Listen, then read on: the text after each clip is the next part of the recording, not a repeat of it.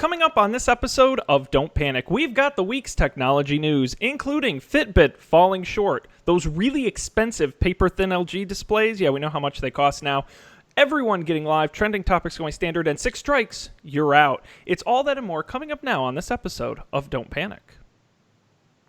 This is Don't Panic, episode number 156, recorded January 30th, 2017. 6 strikes, you're out. Hello, everybody. Welcome to this episode of Don't Panic, the technology podcast with 2 drunk hosts and me. I'm Sean Jennings, joined as always by 2 guys who know how to drink the finer things in life. It's Colby Rabineau and Dan Miller. I've just got my decaf coffee, my little NASA mug. I'm drinking a weird sour beer. You know, I've never figured out sour beers. They're sour. Why can't they just? Beer? Why can't people just drink normal? You know, it's like the nitro beer and like the cold brew coffee. Like, why can't we just drink beer? You can drink beer. I want my Budweiser, my Bud Light. Why not also bring some variety into your life? Oh, but that you know. I mean, I'm not super into nitro beers. I think they're fine, but sour beers are good in a totally different way than beer. But it's like a weird like grain soda. It's that molecular gastronomy food crap where they're like, oh, let's turn salmon into foam, and I'm like, all right, you know, just there is. I think sour beers are a far cry from like salmon. I foam. know. I just like to be an angry old man. Why do things have to change? I remember back when things used to be better. Back in my day, the late '90s. Back in those days when Sam Adams was craft beer. That's right. Back in the day. What? I know. When was that? In like the 1790s? Oh! Yeah, okay, you burned me there. Colby dunking on his own hometown hero there. Sammy Adams. I still drink Sam Adams down here in Houston. Nice.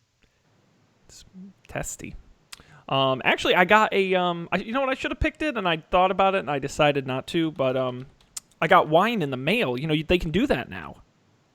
Whoa. There's I know Blue Apron always they have like a wine pairings to go with their food, and they constantly try and get me to sign up for that. I would be all over that. Is that I everywhere? Just like I don't know. I mean, I don't dislike wine, but have you had maybe I'll try wine pairings though, right? Yeah. I just like, I don't know. Maybe I should do it. Maybe I'm missing out. Well, I think it's only an extra $20 a month, which is not terrible. I could be wrong about that though. Maybe I'm getting it confused with the $20 off coupon that they send me. Totally the same thing. Really no difference. Right. I'm gonna look this up for posterity. No, I found a service. It's Winc, WINC.com, and it's a wine subscription service. They sent me a coupon, so I just tried it for the first month. But they give you like a little, because I don't know anything about wine, I just like it, so I couldn't go to a store and buy a bottle. But they give you a little questionnaire, you know, to help you figure out what you like. And they sent me 3 really fantastic bottles, so I've been enjoying that for a change. Nice. I got to get to a liquor store though. That's really my gap. I never keep anything hard in the house. See, that's not a problem that I have. I don't doubt that at all. Sean, you said you had a funny story about the Mondays. Oh, well, you know, Dan, I hate Mondays.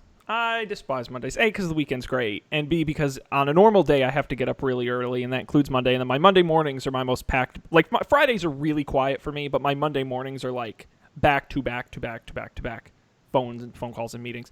So when I got home from work today, and I got up to my apartment door, I took out my keys and tried to use my car fob remote to unlock my front door of my house. I literally took it out and was like pushing the unlock button and was wondering why the door wasn't unlocking. That could work. I'm like, oh no. You know, if I had one of those smart locks maybe, but I was like, oh no, is this day over yet? I bet with some technical know-how, you could rig your car keys to unlock your house. Oh sure. Oh, sure. But I'd find some way to screw that up where then it'll stop unlocking my car and then we'll really have problems. So be like, well, unlock the house, but not the car. Yeah. So I said I'm very clearly not with it. So, oh, well. Nice. But we had some fun this weekend. We played some Dungeons and Dragons yesterday, which I thought was a lot of fun. Yeah. We finished our first adventure. We did, and I have to tell folks, if you haven't been watching at GameNights.tv, the ending will surprise you. It surprised us. Yes. A bit of an understatement. Yeah. It was a shocker. It was. It was surprising. But as I said, GameNights.tv, you can check that out. I want to remind everybody, especially those watching us live on Facebook at facebook.com/Don'tPanicShow. We appreciate it because we love the fans. We love you joining us. You can join in the conversation anytime during the show live. You call in, you get to join. It's now a 4-person call. You're right in the mix with us at 508-644-TECH. That's 508-644-8324. You can dial it from any phone. And you'll join us on the show if you've got thoughts or comments. We're welcome callers, and again, the offer still stands. First person to call in with a substantive comment is going to win an exclusive limited edition Don't Panic tote bag. And if you ask nicely, I won't sign it. It's the least I'll do for you. I won't ruin it. And so check that out. 508-644-TECH is the number. Of course, you can also call it even when we're not live. Leave us a voicemail. We may play it next week. Okay, gentlemen, is there anything else going on? There's got to be anything. No. So much work, so much computers. That's all that's really been happening for me. Yeah, you've just been doing a lot of the computers. Mm-hmm. Computing. General purpose computing. General purpose. Yeah. That needs to be your LinkedIn header. General purpose personal computing. Yes. I like that. Yeah. Yep. That's it. Lots of spreadsheets and word processing. So really? No. I was still thinking about general purpose computing. Job. That's my job, Yeah. Colby. Get off my turf. I'm the Excel king. No. I was going to ask you guys. I wrote one line of code today, and the rest of the time was spent in Google Docs and Google Sheets. Wow. I think my coworker that sits next to me wrote 7 lines of code today, and he had to revert 2 of them. He was so tired at the end of the day. He was just like his eyes were watering. He looked like he hadn't slept in days. It was quite a Monday for him, I think. But those must have been some 7 lines. Yeah. I don't know. I didn't ask what they were. Now, I was going to ask you guys, I don't know if we've talked about this on the show before. Do you guys have business cards? No. I do. I think I've given out my business card twice, ever, in 4.5 years. I think that's probably... I have given out my non-existent business cards never. Wow. That's a lot for a non-existent card. There would have been a third time, but I didn't have my business cards because then the trick is you need them so infrequently that, yeah. Yeah, I remember my dad used to have business cards in his wallet all the time, which I guess it makes sense if you need people to contact you. Well, and for your dad being a business owner himself, I mean, he's drumming up business, so that makes sense. Like an actual business person. Yeah, you mean who wants people to contact don't do the Samsung Beam where you tap your Samsung phones together to zip the V cards over or whatever? Did I ever tell you about the time when I was in California at a party and was talking to this guy and we had a nice conversation? He was like, I'd love to chat some other time. Do you have Bump or whatever? Which this was 5 years ago. And I was like, no, why would I have that? I didn't say that. I wasn't trying to be rude. I was just sort of taken aback. And that's the only way he would get my contact info. So I was like, well, I guess I'll never talk to you again. And he was like, what do you do if you need to exchange contact info with someone? I was like, I don't know, tell them my phone number or something. This doesn't happen to me often. That was a weird experience. Facebook, there are options. Right. And that's it. So the moral of the story is I didn't have Bump, so I've never talked to that guy since. I don't know. His loss. Yeah, I think so. Yeah, business cards are funny. You're right. You never have them.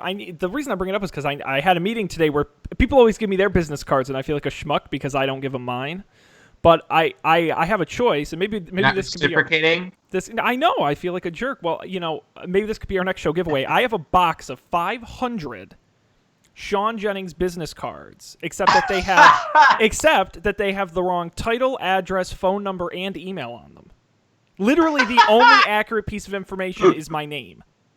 Wow. What does it say for all those other fields? It has my old title, my Pittsfield office address, my Pittsfield office phone number, our Pittsfield fax number, which I never understood, and we changed our email domain. So the email's wrong. So, how many do you say you have? Well, okay, they ordered me 500 when I started working there, and I've given away maybe 10. So there's about 490. And I have a box of them, and I don't know what to do with them. Yeah, wow. I have at most 100. I think I probably have even less. So, Dan, do you have like Etsy business cards or like just Dan Miller business cards? Etsy business cards somewhere. Wow. Fancy. I wonder if I could get a HubSpot business card. Well, and that's my problem. So I've been in Houston for 7 months, and they don't know how to buy me business cards. It's a whole other story about our business, but I've been asking for 7 months for new cards, and no one can figure out how to pay for them. I'm like, I'll pay for them out of my own pocket. Just figure out how to order me the cards. Just expense them. And I'm like, they're not expensive because believe me, we use the cheap card stock. They cannot get me new cards. It's very annoying. So I've given up, and so now I'm in these meetings. People hand me their card, and I'm like, oh, sorry, I didn't want to talk to you anyway. So I guess this is a win-win. It's just dumb. Someone should have an app where you can just tap your phone to someone else's phone and it sends the contact information. Imagine. Missed opportunity. I have once. It was useful. I've used someone's business card once to contact them. I think, but most of the other times it's by hand email exchanges. But with phones, it's way better than before because you can like. You can send them the email while you're standing there. Exactly. Or hand them the phone and say, you put it into my phone so I don't screw it up. Yep. Indeed. Wow, we live in the future. Isn't it amazing? Network so hard. I hate networking. Really, and I was thinking, Dan, that's the other reason I use business cards is to remember people's names. Because before I go to meet them again, and I'm like, oh, I think I have his card somewhere, and I'm like, oh, Oliver, all right, hey, Oliver, how you doing? The best thing about Facebook is that working at Facebook was that every time you met a new person, either you or them friended you on Facebook, so like you remembered their name that way. Oh, really? Yeah. Oh, that's a lot of friending. Yeah, I would imagine. I used to get so many likes on my posts and stuff. Oh my god. I don't anymore though. You were in the cult. You don't anymore. I'm out of the club. You? Yeah, I think the algorithm like factors me out because I'm a disgruntled ex-employee. You're on the blacklist. Used to work here? Nope. Damn. All right, guys. Well, I think we can kind of move along to some news here. We don't have any kind of, I would say, big stories, but we certainly have some stories to talk about here in the rundown. We've got, I don't know, like 10. Let's get you ranting about that extra thin display. Yeah, absolutely. I love when we follow up on stories because we don't do it very often, and so we've got a follow-up here for you folks. You may remember back in our CES episode a couple weeks ago, I talked about a lot of crazy technology, but specifically LG's stupid thin wallpaper TV. It had one wire that came out of it. It was razor thin. There's a picture of it up on the screen here for the folks watching the video. I mean, it's irresponsibly thin. And we talked a lot about it, the pros and cons. You can go back and listen to that episode. We won't rehash the whole thing. But our big question was, how much is it going to cost you? Now, have you guys read the story? Did you cheat and look ahead? No. Colby did. Okay. God that's all right. Damn it, Colby. All right, Dan, you still get to play I Price thought I is was Right, being though. responsible. Well, I you guess gotta technically withhold these You links should know if you better want than us that. to read it. I won't get too mad at you. That's okay. Dan, you get to play Price is Right rules here. How much would you pay for a 2.57 millimeter thick, 65-inch LG wallpaper TV? How much would I pay? That's right. And then what do you think it costs? Is this like a how much would I pay if I had infinite money sort of deal? What would let's just say what do you believe the manufacturer suggested retail price is on this?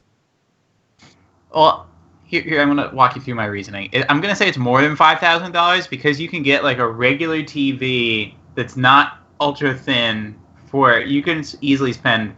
I mean, not easily, but you could very well spend $5,000 on a super high end one. Sure.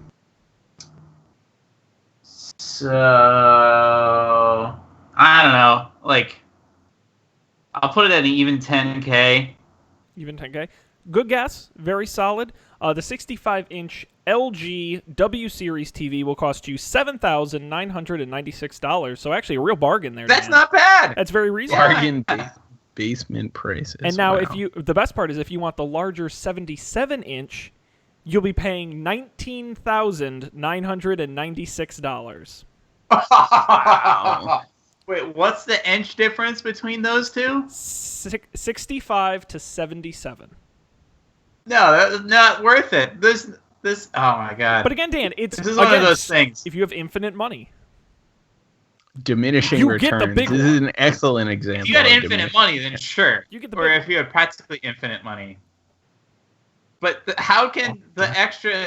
What was it? 6 inches? 7? How can that cost 12. you 12 inches? You're paying $1,000 an inch. Yeah, basically. Yeah, that's a very, very good way to put it. But Dan, it's not about the inches; it's about how you use them. Just remember that.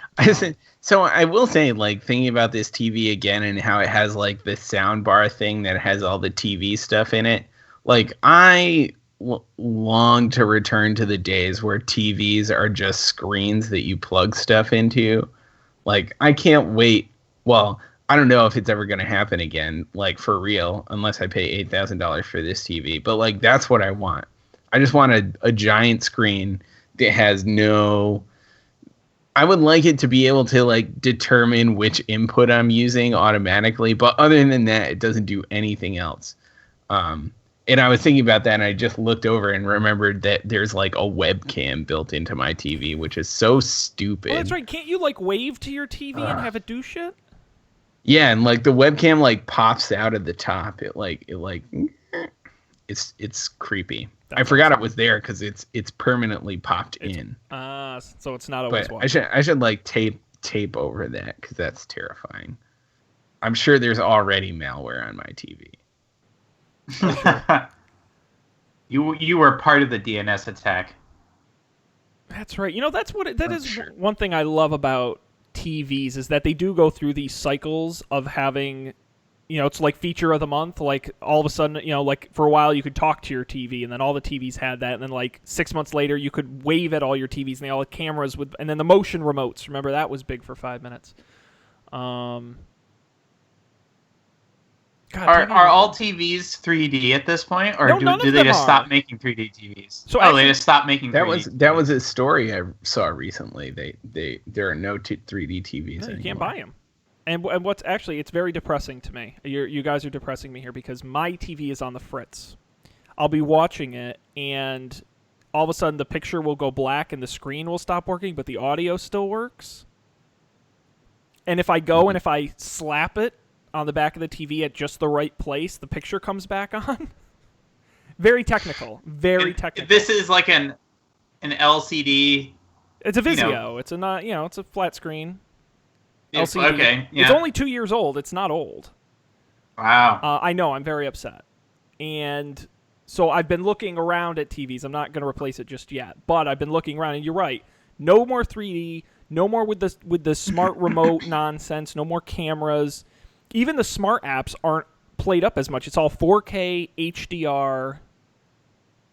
That's the big thing now that everyone's looking at. Mm. For normal people like us, I should say. Best Buy didn't carry a lot of stupid thin TVs. That is for sure. All right. Well, let's keep rolling here, guys. In the rundown, we got a heck of a lot of stories to discuss.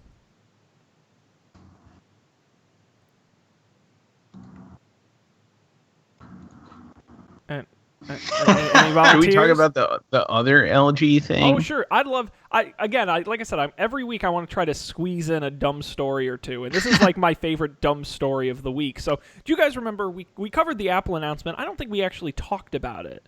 But at the Touch Bar Apple announcement that they had not that long ago, back pre-holidays, they rolled out a 5K display that Apple said, from LG, that they said was specifically designed to work with the new MacBook Pro, and basically as an unofficial replacement to the Thunderbolt display. They said this is like, we worked with LG, very tightly collaborated. This is like the display for Apple now, this LG 5K display.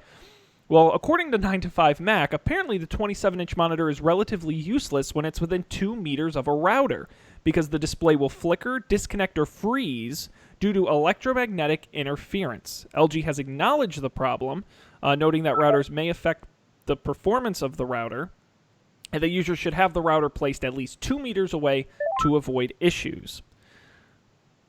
That's really the whole story. There's not a lot of updates to that, other than they acknowledge that it's a problem, and don't have your monitor too close. Now I have 2 monitors directly above my router, so I would be pretty upset.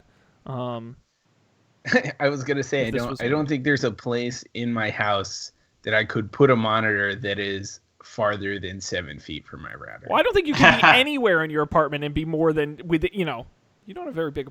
No, I hear what you're saying. Right. It's kind of. I could put it in the kitchen. In the kitchen, I think, like back there next to the stove and the sink. Like that would be perfect. But otherwise. Probably not the monitor for you. Yeah, it's a little zany. I always wondered how they test things like that. Like, how does this not... Like, even in the LG lab, isn't it near stuff that would cause this, like, even accidentally? Right. Like, I just feel like that's such a common thing. It reminds me, like, remember when you used to have, like, computer speakers or something next to your cell phone? And like your cell phone signal would like make like weird noises on the computer speakers.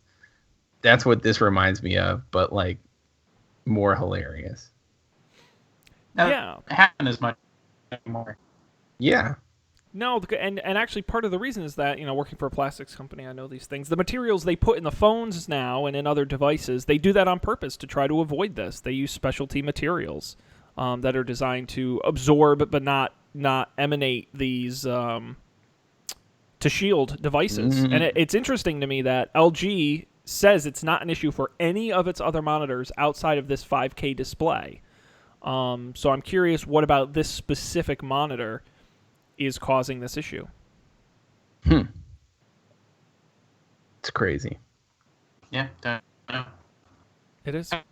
Imagine being a person who's responsible for like managing the theater microphones, like the wireless microphones a couple of years ago, where you had all of these misbehaving cell phones in the theater. I don't know how they did it. There's a reason those all switched to digital instead of analog frequencies. You're right. It is. Wireless is crazy. I don't get it. I don't understand how it works. Or it's like those people who claim they're allergic to. Have you ever read that? Yep, I've seen things about that. I mean, I don't want to hate on it. Maybe it's real. Right. I mean, we've never had this many waves before, so they wouldn't have known it was a problem until now. Yeah, and there's all those people that move to it's like North Carolina or something. There's these giant like outer space radio telescope things, and the like for miles around it is a like no signal zone, so like there's no cell towers, and it's to prevent interference with the radio telescopes. But all these people have like moved to that area because they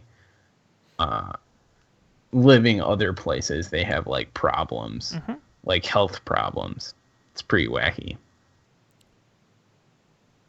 I didn't know that. Where is that? I honestly don't remember what it is. I'm pretty sure there's a This American Life on it, and I also saw it in some other documentary or something too. Seems to be a relatively well-known thing, but I can't say where exactly I heard about that. A very interesting phenomena, certainly affecting the LG 5K display. You know what it must be? I think it's the extra K. They were too greedy. Too many Ks. Too many Ks, you know? Should have stuck with 4K. Notice the 4K monitors don't have the problem. Just saying. And the special K monitors don't either. No, and those are low fat. Okay. Right. Better for you. Oh, my goodness. We've resulted to wordplay. That means we got to move on. Again, open phone lines if you'd like to introduce your own pun. 508-644-TECH. That's 508-644-8324. Call in and join the conversation live here on Facebook. Guys, in here we've got some. We got Fitbit, we got Verizon, Facebook, Instagram, the MPAA, Dropbox. We haven't talked about the MPAA in a long time. Yeah, this is kind of a fun story. Have you been wondering what they've been up to? Yeah, I mean, we haven't. My filled, so I haven't had much time to think about it. Well, the good news is, Dan, they haven't been doing much, apparently. So I don't know if we ever talked about it on the show, but maybe you're aware. Back in 2013, the MPAA and the RIAA both launched together what was known as the Copyright Alert System. Whoop, whoop, whoop, whoop. Otherwise known as the Six Strikes System. And the way it worked was that if you got caught, usually by your ISP, of downloading illegal content, whether it's music or movies or what have you, you would be sent warning notices from the MPAA or the RIAA. And as you got more and more of those notices, so the first time is a warning, the second time I think was a warning, and then the penalties would increase as you got more and more. They called it 6 strikes because 6 was the most you were supposed to get. And then hypothetically, by the time you got to 5 and 6 of these warnings, the ISPs were supposed to slow down your internet speed or cancel your service altogether. Turns out, 4 years later, they never actually did it. It turns out nothing actually happened after you received 6 strikes. Your internet wasn't turned off. You weren't sued, and people just kept pirating. MPAA General Counsel Stephen Fabrizio says, a significant number of users who received alerts stopped engaging in piracy, but he says the system did nothing to address a persistent group of hardcore repeat infringers who were unlikely to change their behavior receiving these warnings. Quote, the copyright alert system structure was simply not set up to deal with the hardcore repeat infringer problem. Now, that's his view of it. The alternate view is the Internet Security Task Force released a separate report saying the system is a sham. For one film, the group said that only 0.3% of the infringement notices the copyright holder reported actually got served to the customers. And they claimed internet providers who supported the system actually saw a 4.54% increase in piracy. Again, you can debate back and forth. I don't know which is the more accurate stat. Like it. Correlation does not imply causation. Exactly. So, take it with a grain of salt. But simply said, everyone agrees it didn't work. Mainly because it didn't have any teeth. They couldn't really do anything about it. No new initiative at this time is being announced to replace it. But it's entirely possible these groups will look to Congress to pass a stricter agreement in the future. The Internet Security Task Force pointed to a Canadian law that says they succeeded by requiring internet providers to forward the piracy warnings to the user. So instead of getting them from the MPAA or the RIAA, you would get it from your ISP. This system expired last week and is no longer in place. So good news, guys. You can just pirate anything you want. It's not legal anymore. This is great. Go nuts. It is great. Go nuts. Get those torrents fired up, man. I haven't been thinking about things to pirate, but I'm gonna go make a list now. I was just thinking about this, and in the past, can you hear me? Yeah, we lost you for a second there. You're back, I think. Oh, he's gone. Dan's the new Matt. Dan's the new Matt. I'm back. Am I back? That's what we should have called the episode. Dan is the new Matt. Yeah, the internet in this room is weird. I think I might just have to do it from couch from here on out. Anyways, the only times I have is I can't buy it. God damn it. Can you hear me? Yeah, no, we caught that. No, the only time I'll translate for Dan. What he said was he only has pirated things when he can't buy it, when they made it difficult. Yeah, becoming less and less, like, very rarely can you not buy something. Yeah, no. So maybe that plays into it too. Like, it used to be you had to pirate Game of Thrones.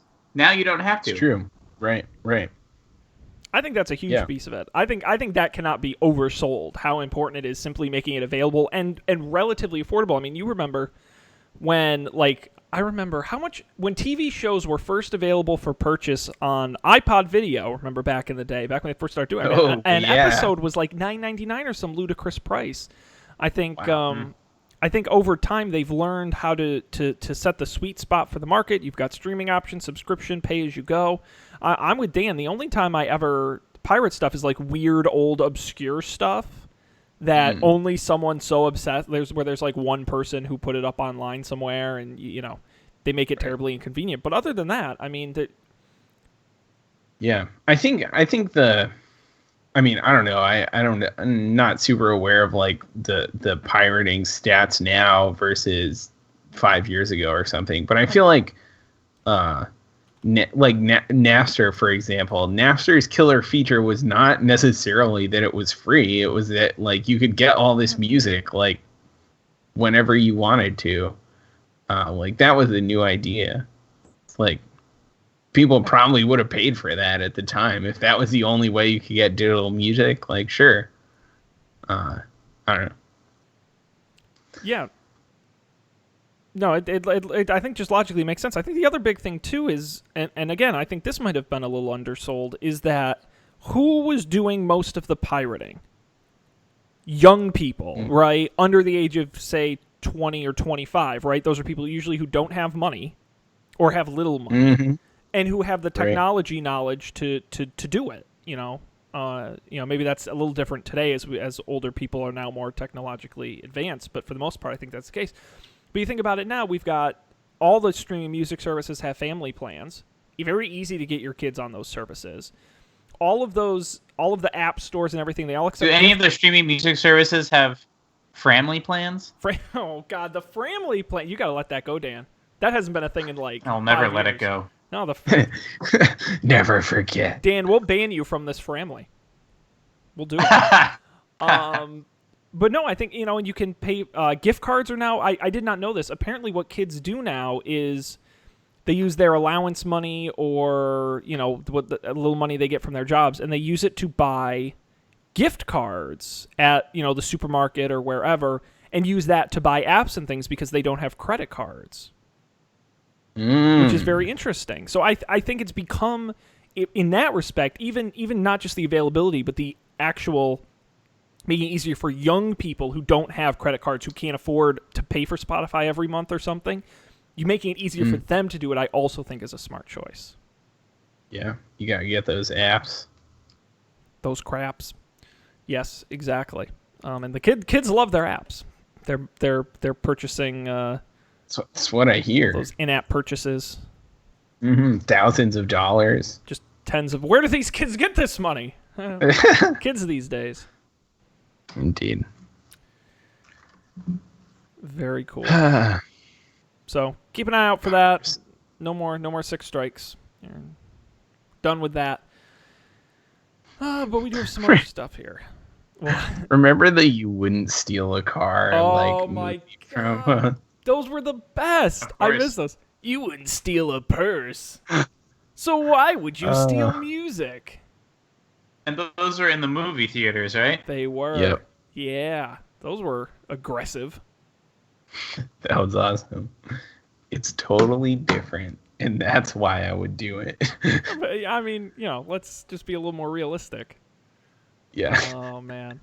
The good time. I remember back when they used to sue people. Like a lady would download 12 songs and they'd sue her for $18 million. Glad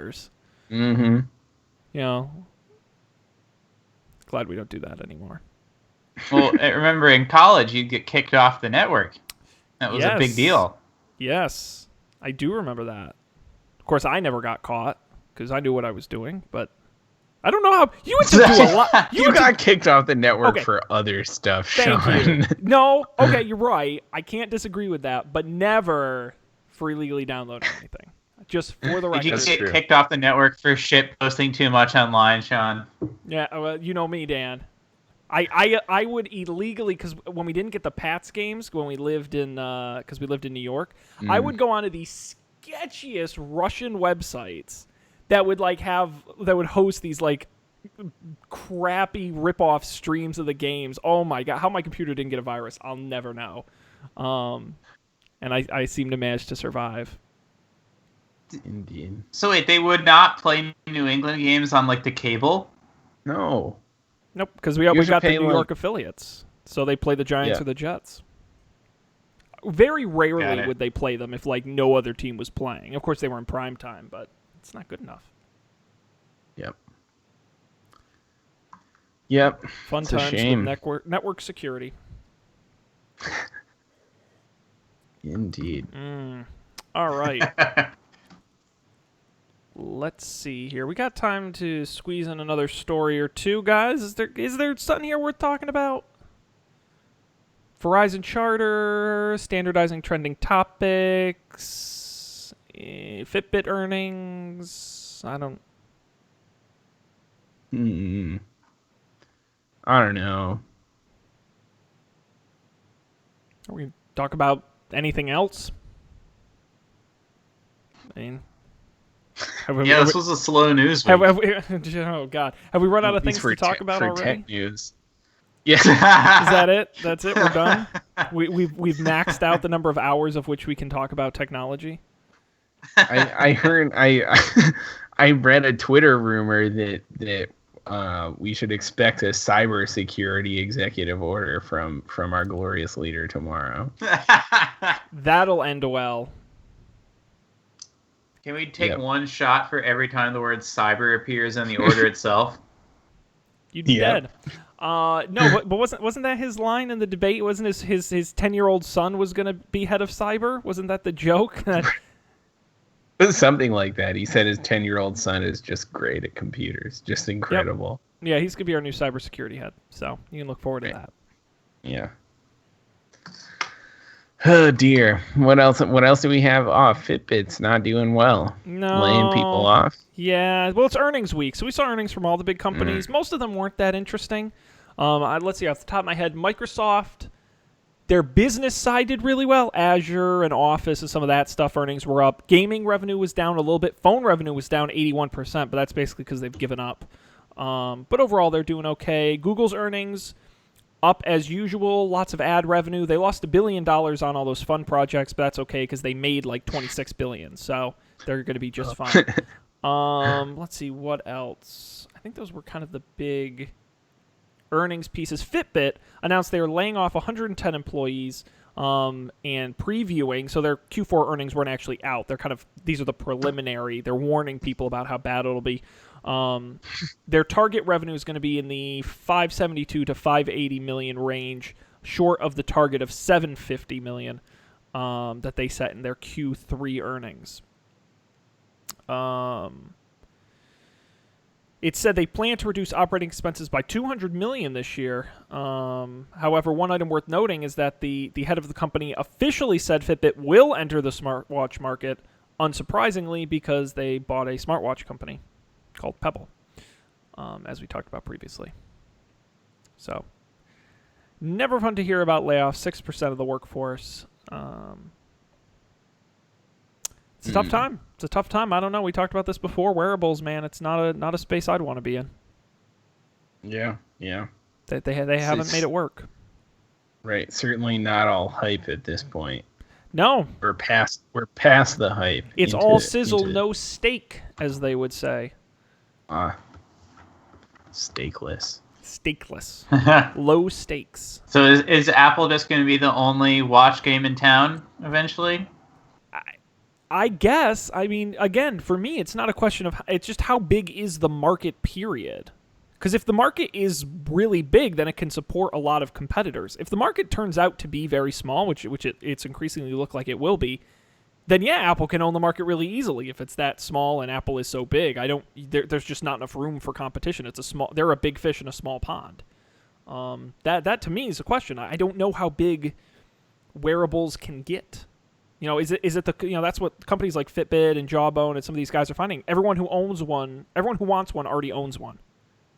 And if people haven't already bought one, they don't want one. So, I don't know how you bridge that gap. Yeah. Can't hear you, Colby. You're muted. Well, as an Apple Watch owner, I'm safe, it sounds like. I don't think Apple's going out of business anytime soon, Dan. I think you got some security. That's a safe bet. Yep. I still want my AirPods. Oh, you don't have them? AirPods? I was going to order them, and then it turns out that they're out of stock forever. And I got frustrated and said, screw it, I didn't want to pre-order them, which I probably should have done. But now I'm going to check to see if they're back in stock anywhere. I doubt it. Yeah, they're great. I know. Oh, I'm so jealous. Because I use my wired ones all the time. Mm-hmm. Yeah, the wired ones aren't bad. If you want to be able to hear what's going on around you, because there are headphones that are like in your headphones that'll sound a lot better, but they typically block out all sounds, so you won't be able to hear what's going on around you, which is sometimes what you want, sometimes it isn't what you want. So I haven't found one that sits in your ear like the new style Apple ones do, that sound appreciably better than the Apple ones. I don't like the rubber nipples. I don't think they're comfortable in the ear. I really, Can we clip that sentence right there? This is why we need a soundboard so we can play these back. Yeah. I don't like the rubber nipples. I don't like them in my ears, frankly, and I don't. They're not comfortable. They're not. They get all stuck up in there. I like sweaty.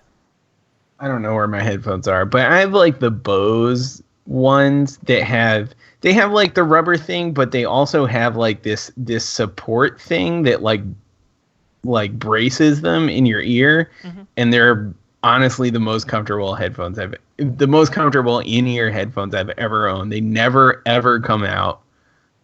It's like a reasonable amount of a reasonable upgrade from like no rubber headphones, and you can wear them for hours. Like I remember, I'm sure this doesn't happen to everyone, but like when I would wear the plastic Apple ones for a long time, they would start to like hurt my ears. Yeah. That doesn't happen to me with these. So I really can't recommend them more. I think they're delightful, but they aren't AirPods, so yeah, there's no magic involved. You just plug them in. I was about to say, I want the magic. Bring on the magic. Very nice.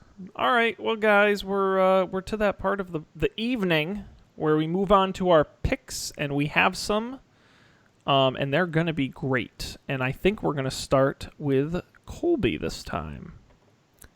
Oh wow! I never get to start. That's what I'm saying. I think it's about damn time. So recently, I had gone out for one of my coworkers' birthdays. We went out after work to get drinks, and we got dinner. And I came home after a delightful night. This was on like a Thursday or something. I got up like pretty groggy in the morning. I opened up my bag, and there was a cockroach in it. Like it came like scurrying out and was like running around my bag. And I was like, wow. So I picked up a cockroach last night. It's been in my bag. My bag could be like just a time bomb of cockroach eggs, right? So I just threw it away. Like I didn't know what else to do. So I was out the bag that I usually use to like lug my computer back and forth between work. Wait. I dropped out there for a second, and I dropped again. Hello? You're in and okay. Yes. Now you're back. You're in and out. Okay. I might have missed something there. There was a cockroach in your bag, and then you just threw the bag out? Yeah, it had been there all night. Presumably it had been there all night. So, like, what was I going to do? Like, if I kept the bag and the cockroach had laid cockroach eggs in it, like in my bag. Clean the bag out? I don't know. I was also hungover, and so I wasn't feeling patient. I also sort of hated that bag, so I'm not upset about it. But in any case, I got a cool new bag from sfbags.com, which I'm pretty sure is the place that our friend Joey Carmelo got his laptop bag from. Like, and it's where I got my laptop bag from. Yeah, that's what I thought. And so I got this one. I don't even know how to say it, but there's a link in the show notes. But it's like a sort of like briefcasey messenger bag type of thing, and it's great. I don't know. It's like comfortable to wear. It's like nice, durable material. It has this weird like magic clip that doesn't seem like it should stay together, but somehow it stays together. It's cool. It is kind of expensive, so I'm expecting that it will last it forever and also not get filled up with cockroaches. I was about to say. Yeah. So if you're in the market for I'm sure you can buy bags that are much more expensive than this. But if you're in the market for a like kind of expensive bag, then yeah. This is a great option. What happens if the cockroach goes in this one? I don't know. I'll probably try a little harder. He'll burn it. Yeah. The other thing was I couldn't find the cockroach. Like, it was in the bag somewhere, and I wasn't gonna go like digging through the bag to find the like. Oh, because it might bite you. Yeah, watch out. I mean, no, man. Just no patience for that at that point in my life. I was out. I chose the nuclear option. Colby, and the good news is I haven't seen a cockroach since. That was months ago. Colby, you're an American. You can absolutely do that. Well within your rights. Thanks for validating. I got your back. No, this is a good looking bag. No, this is sweet. Yeah, and to be honest, it's a serious upgrade. This bag is not. I mean, I didn't pay this much, but I paid close to this for my Timbuktu bag. So that's I think what you should pay. You know, you use it every day, so I don't think it's that crazy. It really is, and I think I prefer having like a shoulder bag for being on the train and stuff. I think it's like way more flexible. Like, you know, getting on and off, especially at rush hour times when it's crowded. You're like, I don't know, if you're versed in subway etiquette, you don't want to be the person wearing their full ass backpack on the train. Like, that just makes you a jerk. Mm-hmm. So I would always end up like holding it, which is exhausting. But this one has a nice strap in it. It's very comfortable to wear. So very cool. Yeah. So far I have no complaints at all. It's great. Excellent. We'll check it out. The link will be on our website at don'tpanic.io. Make sure you get the right one, because we'll have the link. It's a good-looking bag. All right, Dan, what do you have for you? You got more stuff for us to listen to. What's this? Yeah, so I forget how I heard about this. I'm watching my ping shoot up to all high hell. Just don't move. Stand very still. Well, it's actually when I talk is when it goes up. Seems. All right, then use charades to tell us about your pick. In the recent past, I picked Unintended Consequences or something. The podcast with the guy who made Cards Against Humanity and Patrick Rothfuss. The guy who made Cards Against Humanity, another podcast. Due by Friday. And this podcast is a challenge podcast. So week they that was decided upon the previous week, and they discuss the trials and tribulations that went along with doing that challenge. So it's interesting. It's fun to think about doing those challenges yourself. If you Very good. Hey, great pick, Dan. Were you able to hear any of that? We got like 85% of it, so we get the idea. Take the challenge. Due by Friday is the program. Did they announce their challenges for the next week? Like on the previous They episode? decide. Yeah, in the previous episode, they decide on and then subsequently announce the challenge for the next week. So you could like do the challenge with them. Yeah. So for instance, this week it was use rescue time, which is something I've already done. The week before that, it was don't use Twitter. Yeah, wow. It was cool. Excellent. Well, it's dobyfriday.com. The link will be on the website, and I'm sure you can subscribe wherever you get your podcasts. Very nice. Thank you, Dan. I will go. It's pretty funny, too, by the way. It's a funny podcast. It's not super serious. It's a good time. Outstanding. Very good. I've got a quick pick here. I thought I had picked it on the show previously, but then, Dan, was it you who was asking me about RSS feeds the other... I think that was me. Colby, that was you. Because we all fucking forgot about RSS feeds. Like, nobody... Remember when people used the Google Reader? Like, remember how awesome Google Reader was? I lived in Google Reader for, like, a span of time, and then they shut it down. And that's when I switched to Feedly, FEEDLY.com. It's just an RSS reader. There's really nothing too fancy about it.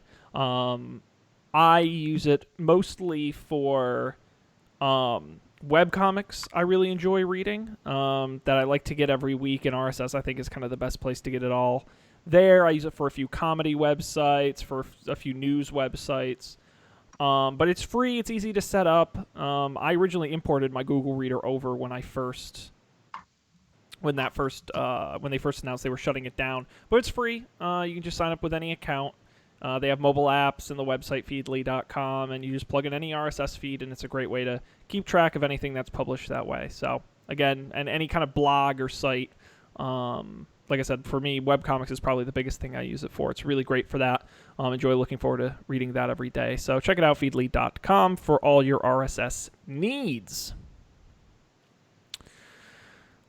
All right, guys, that's it. We're done. Dan's out of beer, which means we're out of time. And he's out of packets, so that really means we're out of time. They've all gotten lost somewhere, but that's maybe okay. Dan used up all his packets torrenting all that illegal content. That's what it was. Yeah.